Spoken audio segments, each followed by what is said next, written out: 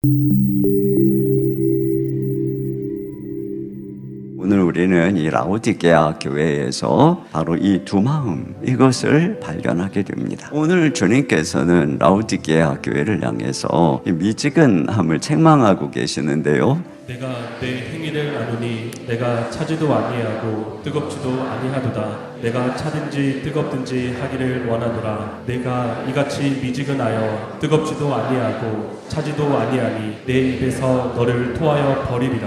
그러면 왜 라오디게아 교회가 미지근해졌나? 내가 말하기를 나는 부자라 부요하여 부족한 것이 없다 하나. 네, 지금 이들의 믿음의 열정을 미지근하게 만든 것은 이 세상의 부요함이었어요. 세상의 안락을 누리고 즐거움을 누리다 보니 믿음의 열정이 다 식어버린 것입니다. 라오디게아 교인들이 한 마음은 주님께, 또 한 마음은 세상에 있는 것이에요. 아직 예수님이 내 인생의 주인이 아닌 거예요. 양다리를 걸치고 있는 것입니다. 이것이 그들이 미지근한 이유예요. 어떻게 해야 될까요? 자비로우신 주님께서는 너무나도 놀라운 대안을 주십니다. 첫째로는 내 삶을 팔아서 주님에게서 사야 된다는 것입니다. 내가 너를 권하노니 내게서 불로 연단한 금을 사서 부요하게 하고. 네, 불로 연단한 금, 그러니까 세상 것이 섞여 있지 않은 순수한 믿음을 의미하는 것입니다. 세상의 금이 아니라 영적으로 연단된 금, 진실한 믿음이 필요하다는 것입니다. 자, 두 번째로는 그들이 뭘 사야 되느냐? 흰 옷을 사야 된다는 것이죠. 18절 중반절입니다. 흰 옷을 사서 입어 벌거벗은 수치를 보이지 않게 하고. 네, 이 라오디게아에는 아주 값비싼 흑색 양모의 원산지였다고 합니다. 그런데 좋은 옷이 있는데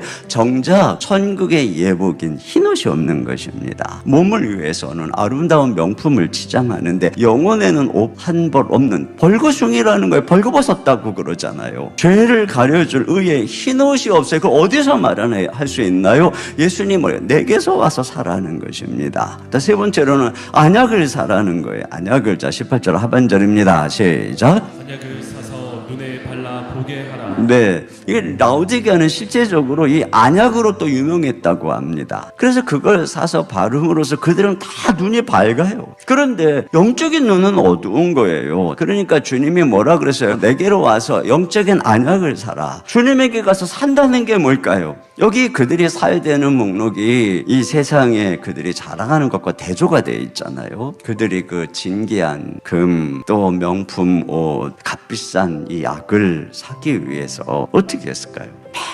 많은 돈을 들였겠죠. 결국은 자신들의 삶과 영혼을 바쳐서 그걸 사는 것입니다. 세상의 것이 그냥 얻어지는 것이 아니잖아요. 우리의 삶을 팔아서, 우리 영혼을 팔아서 사는 것입니다. 그런 면에서 주님이 너희가 내게로 와서 사라는 것이 무엇일까요? 더 이상 양다리 걸치기 그만하고 너희의 삶을 내게로 걸으라는 것입니다. 자, 두 번째로는 사랑의 징계 앞에서 회개해야 된다는 것입니다. 무릇 내가 사랑하는 자를 책망하여 징계하노니 그러므로 내가 열심을 내라. 회개하라. 네, 하나님이 사랑하는 자녀는 결코 세상의 길에서 형통할 수가 없어요. 그러니까 두 마음을 품어봐야 안 됩니다.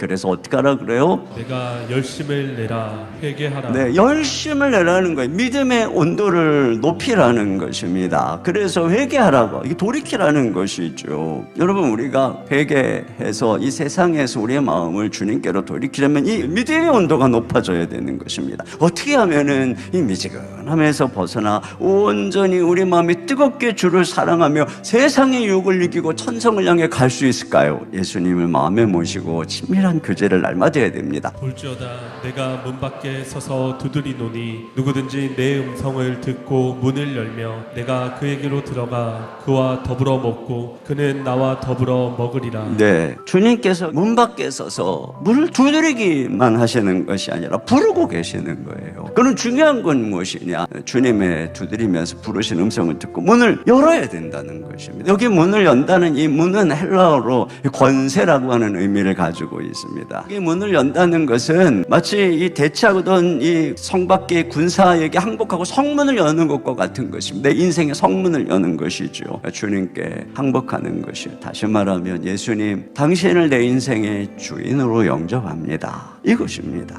이와 같이 내가 그 문 앞에 엎드려서 문을 열면 주님이 내 마음 안에, 내 인생 가운데 들어오신다는 거예요. 자, 그러면 주님이 들어오셔서 하시는 일이 뭐냐? 제가 그에게로 들어가 그와 더불어 먹고 그는 나와 더불어 먹으리라. 네, 주님이 그와 함께 먹는다 이렇게 돼 있잖아요. 이 밥을 같이 먹는다. 이거는 엄청난 호의인 것이에요. 엄청난 대우인 것입니다. 특별히 여기 주님께서 내가 그와 더불어 먹고 그는 나와 더불어 먹는다 이렇게 표현하잖아요. 이게 초점이 어디에 있는 거냐면은 내가 무엇을 먹느냐에 있는 게 아니라 누구와 함께 먹느냐에 있는 것이에요.